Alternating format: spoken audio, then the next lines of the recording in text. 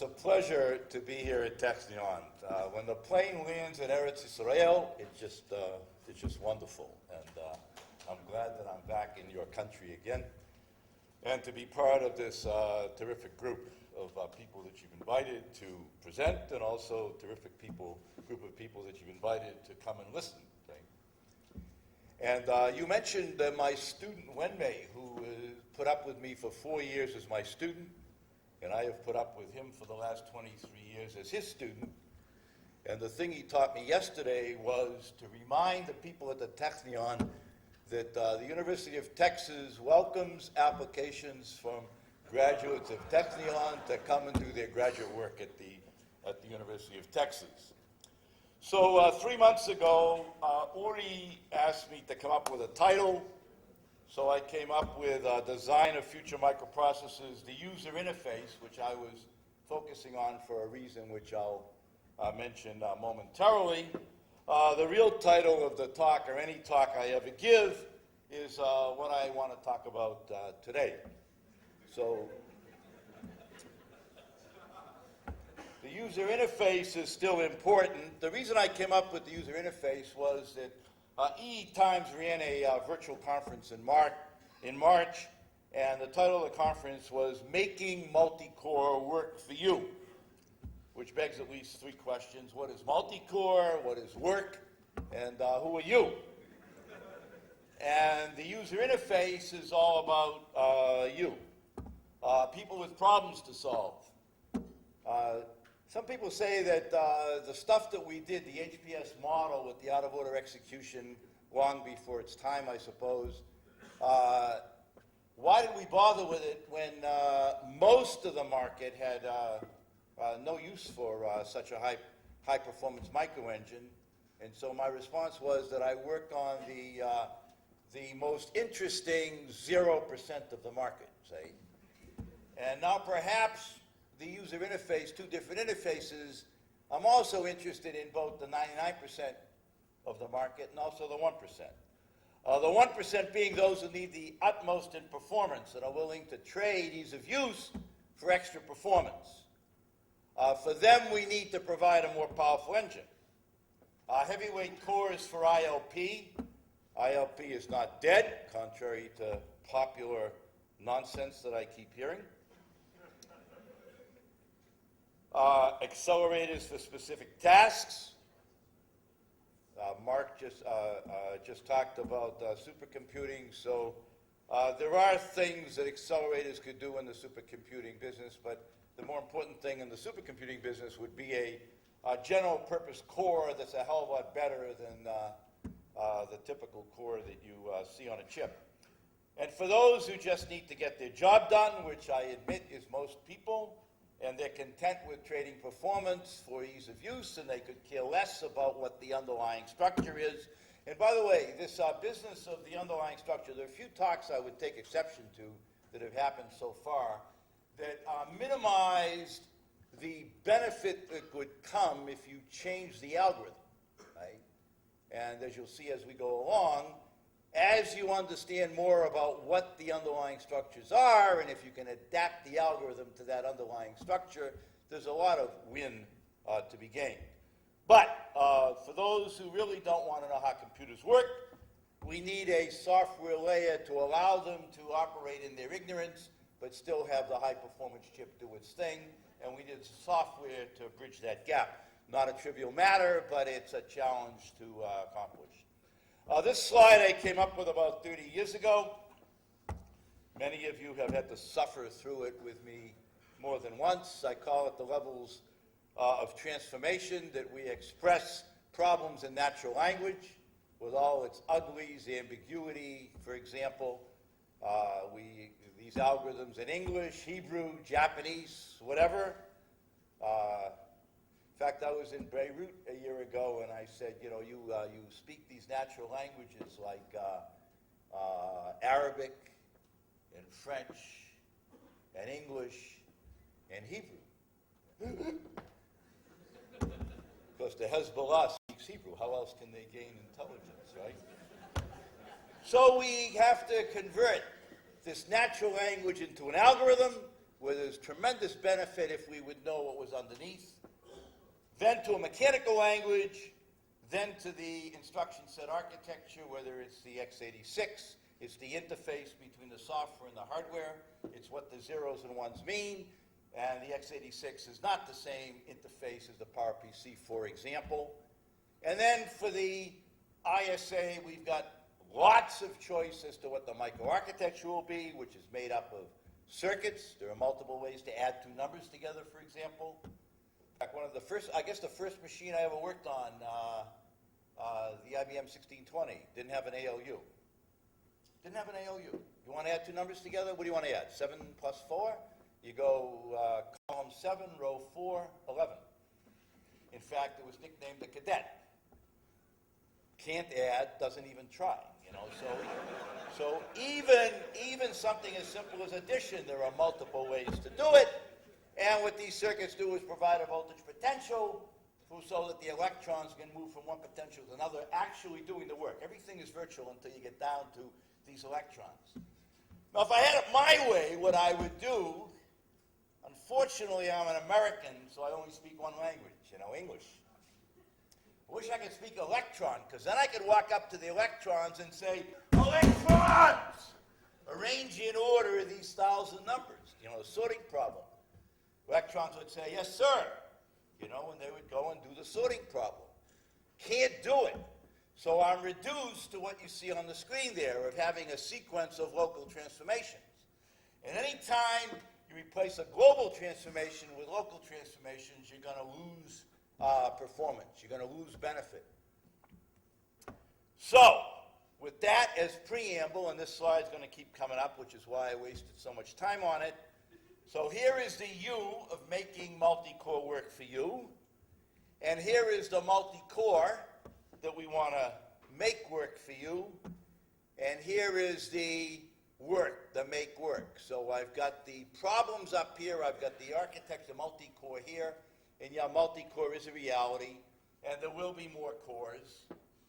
And I take exception to this doubling the number of, thinking of doubling cores the same as doubling electrons. No, I'm sorry, doubling transistors. No. It turns out that if you just do that, then these cores are going to have to talk to each other through mental telepathy. That doesn't work. So a number of these transistors are going to be required continually to be able to communicate between the cores. Anyway, so the people who don't care, we need that software layer to bridge the problems to the ISA and microarchitecture. And for the people that do care, and if we allow them to program at this layer, then there's a lot of performance to be built. I have a friend who works in computational biology, and she's doing chromosomes of humans and monkeys, and with one GPU chip, she can way outperform clusters of thousands of CPUs. How come? Because what she does in her teaching thing at her university is she teaches architecture and she teaches operating systems and she understands what the GPU looks like. And so she's part of this 1%. And I wish us to not lose sight of the fact that these people, if you design the chip and expose that low level for them, they can make it hum. So what I want to do today, the compile time outline, because the runtime outline I can't give you until the end of the talk, but the compile time outline, before I started, when I did my static scheduling of what I want to say, first of all, multi-core, how we got to where we are, some of the unexpected mega nonsense. We have to look at the mega nonsense that's been promulgated out there, because if we pay attention to it, rather than get rid of it, then we're going to be limited in what we can actually accomplish. So we'll do that. And then what we have to do differently moving forward. And if there's time, finally, the future microprocessor. There won't be time. I'm going to go over as it is. So maybe I'll flash that last slide I have of what the future microprocessor will look like. So multi-core, how we got to where we are. I don't have to talk about this. 1971, the Intel 4004, 2300 transistors at 100 kilohertz. And then 20 years later, 20 years later, you know what this is? Come on, you can do it. What is it? No, it's a keychain. Yeah, so the Pentium chip, 3.0 1 million transistors. So we go in 20 years from 2,300 to 3.1 million. Then another 20 years and we go to billions. Today, more than a billion transistors. The family chip is what, 3.2 billion transistors, and we are continuing. Tomorrow, in fact, I like the question of Mark at the end about Moore's Law. Every 5 years I keep hearing Moore's Law, 5 more years and it's dead. And he was right. Moore's Law is not about silicon. Moore's Law is about stuff at the process technology level that we need to build on top of. And whether it's silicon or chewing gum, I don't care. It's more stuff that we need to understand. When I started in this business, it was in switching theory. And we went from counting diodes to counting transistors. And then the regularity of VLSI, and we started counting PLAs. So as the base technology changes, we need to adapt to it and build on it if we at the higher levels understand what's going on at the bottom. So these transistors, they keep doubling. So you'll notice this doesn't look like an overhead transparency, so it was clearly done by one of my students. And Moore's Law, exponential growth, the number of transistors in a chip. Some of them actually go into the branch predictor, maybe for more functional units. Most of them go into the cache until the L2 cache gets so big that it's just ridiculous. And you can't, it's embarrassing to sell a chip that you got this processor and this cache. So they, keep doubling the size of the, here in Israel. So the Pentium M, 77 million transistors, 50 million in the cache, the L2 cache. Then you go to the next Pentium M, you double number of transistors, 140 million transistors on the chip, 110 million in the L2 cache, see? So the L2 cache doubles, processor goes from 27 million to 30 million, and then you say, yeah, but you didn't do any IOP. How come? Well, give us a few transistors, maybe we will. So we got a situation like you see on the screen, and they start, this is embarrassing. What should we do? Very simple answer. We put another core in the chip. And life continues, and it continues to get embarrassing, and so we put 4 more cores on the chip. So that's what we've done with the transistors. Multi-core, how do we get to where we are? In the beginning, a better and better uniprocessor, stuff that improved the performance of the microarchitecture, followed by a uniprocessor, bigger and bigger L2 cache, forgetting about improving performance of the hard thing, that single thread that continues to hit us over the head. Now let's add more and more cores, dual core, quad core, octa-core, Larrabee, which has been renamed. It's not dead, they're still working at 32 cores, sitting on a ring with accelerators, by the way. What happens tomorrow? So what's the point? Multi-core is here to stay. So I believe we will have 1,000-core chips out there. I don't know that we'll take advantage of the 1,000 cores, but we'll have those chips. It wasn't about performance improvement. It was the easy thing, the obvious business reason thing to do, but we don't have to accept it as it is. We can get it right in the future, and getting it right means what do we put on the chip, and what should the interfaces be? So I need to think about what should I put on the chip, and what should I do? And staring me in the face is this mega nonsense. So I've picked up a few of them. Hardware works sequentially. Hardware doesn't work sequentially. Nothing is more parallel than hardware. Certainly hardware goes cycle by cycle by cycle. But when people talk about parallelism, they're not talking about cycle by cycle by cycle. They're talking about what can you do in each cycle. And in each cycle, the hardware is parallel. You can have lots of things going on at the same time. This electron doesn't say to this electron, after you, Mr. Electron.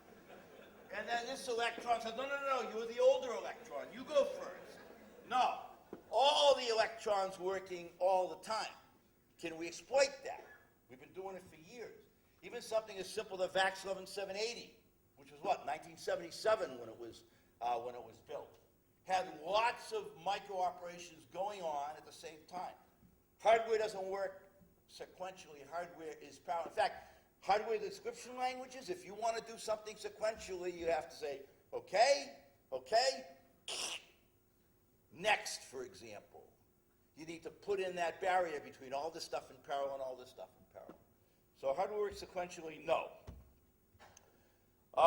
Make the hardware simple. I can actually skip this based on the talks I heard today. This is one I was on a panel at a high peak year and a half ago, and I had the guy from HP, the guy from Intel, and the guy from I forget where, and they were all insisting that all the cores were going to be the same. But listening the last day and a half, seems like everybody's on board now that we're not going to have lots of simple cores. So maybe I'll do this quick. So this actually came from a report we did in February of 2007, which I've now seen my slides up there on other people's papers, but that's okay, that happens. The left-hand thing is the quad core. They're all the same. The middle thing is like the Sun Microsystems Niagara approach. Lots more, but Mickey Mouse. And then our approach was one big one and the rest were small ones, but the big one took up the space of 4 small ones and gave you a performance benefit of twice as speed up over the little ones. So you're consuming 4 times the area, but you're getting twice the performance benefit. Why is that good? Because the Amdahl's law. Because critical sections, where you want to run the higher performance chip. I've been saying heterogeneous. I started, I guess, in 2002 with the Chen lecture in Illinois. I called it Pentium X Niagara Y, where Pentium X meant the X generation of Pentium, Pentium 25 maybe, and Niagara Y, maybe Niagara 17 or whatever, both on the same chip, so that when you have the throughput, you use the Niagara part, and when you have the heavyweight thing that needs ILP, you use the Pentium part. More recently is what that last slide showed, ACMP, which was Arthur Suleiman's thesis, first published as a UT Tech report in February 2007. And the reason for publishing it as a UT Tech report is the obvious reason. It was rejected by the program committee of ISCA, and we wanted to make sure we got the information out there. And in between, we've had the ISCA 2010 paper on data marshalling and the ASPOS critical sections paper a year before that, and I clearly don't have time to get into that. Today, we're working on being able to have the heavyweight core or multiple Mickey Mouse cores in the same area. We're calling it Morph Core, and that's one of the research projects in my group today. And when I say large core versus small core, I'm not talking about just the size of the cache. I'm talking about everything that goes into handling ILP. Out of order versus in order, wider fetch issue as opposed to narrower fetch issue, more function units, because if you wider fetch and you have a balanced design, you need more function units to deliver, a more aggressive branch predictor, maybe a trace cache, maybe memory dependent speculation, whatever that is. Right? Are you laughing? No. Okay. And so here is some curves of the Niagara approach versus the tile large approach versus our approach. Our approach is the thing in red. And the Niagara approach is the standard Amdahl's law curve, and you'll see up until you get to like 96% parallelization, vectorizability, we win. If you're more than 96%, then yeah, you can do better by having all Mickey Mouse cores. Okay, ILP is dead. That's another nonsense that I keep hearing. And in fact, I already gave you the Pentium M example.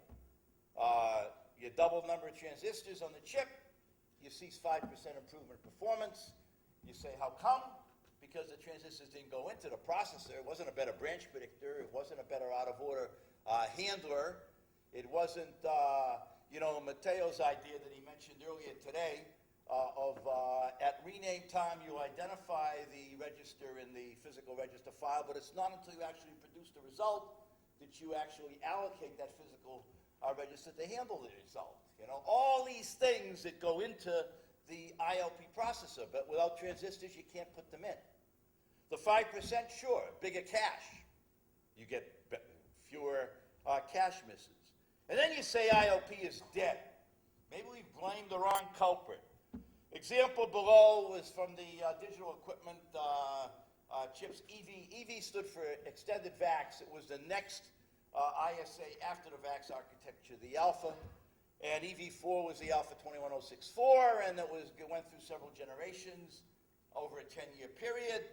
The performance benefit of the last from the first was 55x. And the frequency benefit, people tell you all the time, no, ILP never happened. It was all about scaling the frequency.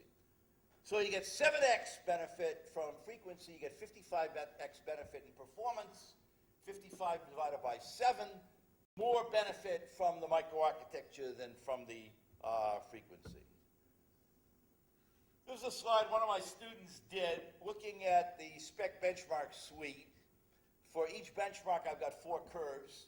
There's a 16 wide issue machine because we always need to push the envelope when we're doing research. I'm not solving industry's problems of tomorrow. I'm trying to help solve industry's problems of 8 to 10 years out. So 16 wide issue, 4 bars for each benchmark. And the one on the left, the black one, is a real cache and a real branch predictor, and the one on the right is a perfect cache and a perfect branch predictor. And you see there's lots of headroom, provided that we don't tell bright students that ILP is dead. I wish I could take a page out of the process technology people with Moore's Law. Now, Moore's Law, what is it? Is it a law of physics, process technology, microarchitecture, psychology? One right answer. What is it? Huh? Psychology. Absolutely. This has been going on forever. That you've got these 2 companies in Silicon Valley, and the manager is cracking the whip, and he says, you guys need to double the number of transistors in the next couple of years. And by the way, this 18 months is nonsense. Gordon never said 18 months. He said 1 year, in 1965, and then 10 years later, he said 2 years. But this comes from the United States, and we're lazy. 1 year, 2 year, 1 plus 2 is 3, divided by 2 is 18 months. That's where the 18 months comes from. Right? Now today, in fact, I think Mark said it, every 3 years, and that's about right today. But the manager is saying double the number of transistors. And the process technology people, they work, long hours, 7 days a week. Life expectancy of a marriage measured in days, And that's gender neutral, by the way. We now have guys saying, when you coming home, And sure enough, 3 years later, they've doubled the number of transistors on the chip. If you don't double the number of transistors on the chip, and Company B down there does, you'll be flipping hamburgers for a living. So they do. Meanwhile, down the street, Company B, double the number of transistors on the chip. If you don't, then they do, you'll be flipping hamburgers. And so it continues to perpetuate. Why? Because they don't know they can't do it.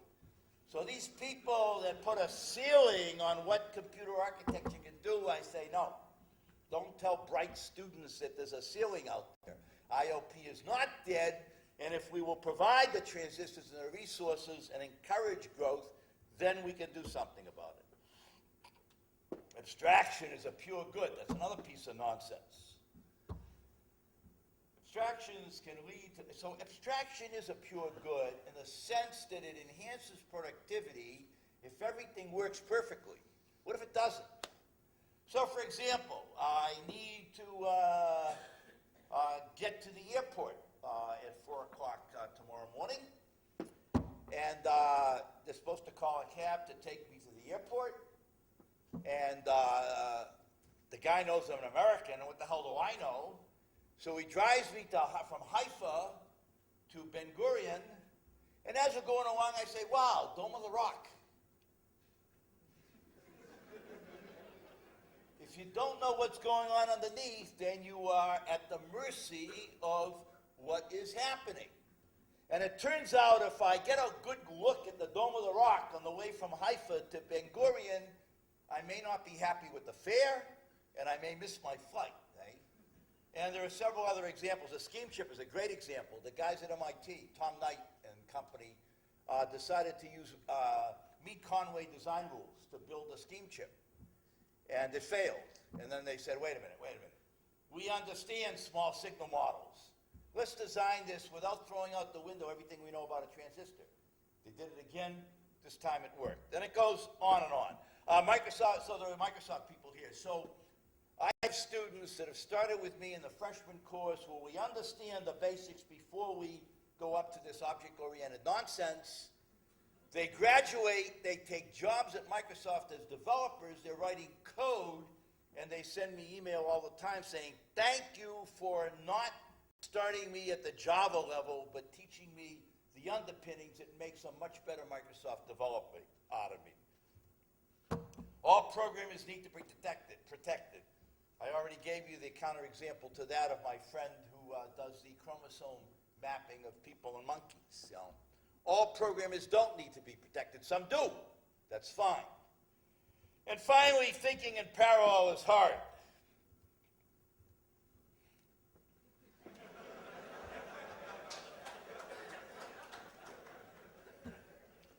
So I'll tell you a secret. I put that up there to see whether I should terminate my talk now because everybody's sound asleep. But if I get the right reaction, then I know I have license to continue, see? You're not going to tell me. How do we get people to believe that thinking in parallel is natural? Okay, what do we have to do differently moving forward? In the old days, we just added stuff, and I've already gone through that litany. So today, bandwidth and energy can kill you. Tomorrow, both will be even worse unless we find a better paradigm. In my view, the better paradigm is exploiting the transformation hierarchy, which I already belabored to get your mind into what that transformation hierarchy is. And while we're doing it, let's embrace parallel thinking as well. So here we are. We must break the layers. Most people work at one layer. You're working on algorithms, you don't care about microarchitecture. I was at IPDPS a couple of years ago, sitting in the audience on a panel, what do you do with 1,000 cores? And I said, you got to get the algorithm people to talk to the microarchitects. They said, never happened. There's no way we'll get a conversation between algorithm people and microarchitects. I say, then we're doomed, okay? So we must break the layers between these artificial layers that say it is okay to have this nice warm feeling working within your layers. We already have in some cases with the compiler and the microarchitecture. You know, years ago, Intel, when they had the Pentium and the Pentium and the Pentium Pro, internally P5 and P6, and they had a P7 team also. Internally, they had compiler teams for each of those microarchitectures. The nature of Pentium Pro, for example, is that you can fetch and decode 3 x86 instructions each cycle, provided that the compiler has generated the code. First instruction can be anything, but the second and the third have to be from a small subset. It's very different from Pentium that had these two pipes. So if you compile for Pentium, you run like a dog on Pentium Pro. If you compile for Pentium Pro, you run like a dog on Pentium. So even back then, and now we're going back, almost 20 years, the recognition that the compiler and the microarchitecture symbiosis. In fact, that's where predication comes from. So predicated execution is a recognition if the hardware will provide the predicate registers, the compiler can take this code, turn it into predicated code, and now you don't get branch mispredictions because there are no because the branches have been done away with. So we've already done it in limited cases. Opportunity to do it in many more cases. Here's just a list of them. So if we break the layers, then at each one of these levels, compiler versus microarchitecture, algorithm, compiler, microarchitecture and circuits. So verification, soft errors, if we understood more than just our own layer. And that's sort of my mantra. We must recognize we need ILP cores. There'll probably be morph cores. Rather than having hardwired big and hardwired small, we'll have a few that are morph that can go either way, depending on whether we need ILP or whether we need throughput dominating. As I already said, we need more than one interface. So I've already said the first two bullets, so let me skip to the bottom. What it means if I have these two interfaces is chip designers understanding what algorithms need, algorithm folks understanding what hardware provides, and not knowledgeable software people, and they're not a nickel a dozen software people, they're serious people that can bridge that gap. Whoops. Yeah, and step 4, I may as well throw this one out also, the future runtime system. Future runtime system, in my view, should be organically very close to the hardware. very close to, as I say here, the microarchitecture. So procedures can be called by compiled code. So I got the application, the compiler compiles it, puts in procedure calls, which call procedures in the runtime system, which gets inputs from the on-chip monitoring and then decides how to utilize the on-chip resources. And I think that's a critical area for future research and future products. To accomplish steps 1 through 4, people need to know more than their own layer. Unfortunately, we train computer people to work within their layer. Too few understand anything outside their layer. And as to multiple cores, apparently people think sequential. What's the answer? Education. First, don't accept the premise parallel programming is hard. What? I've got minus 3 minutes? I got 0 minutes. I'll be done in a couple minutes. Do not accept the premise that parallel programming is hard. What if we start teaching parallel programming to freshmen? Don't tell them it's hard, which gets a mindset that it's hard, I can't do it. I teach the freshman course, the senior course, and my graduate course. In the freshman course, I said at the end of the semester, last lecture, I said 10 factorial, and the only thing that matters is multiply time. How many multiply times? And very quickly they went, what, 10 times 9 times 8 times 7 times 6 times 5 times 4 times 3 times 2. You don't really derive any benefit by multiplying by 1. 8 multiply times. I said, now supposing you have a second processor over here, and you can freely fork that second processor to do part of the problem. Now how much? 2 minutes later, they raise their hand and give me the correct answer. They say, look, the first thing you do is you tell the other processor, give me 5 factorial. Meanwhile, 10 times 9 times 8 times 7 times 6.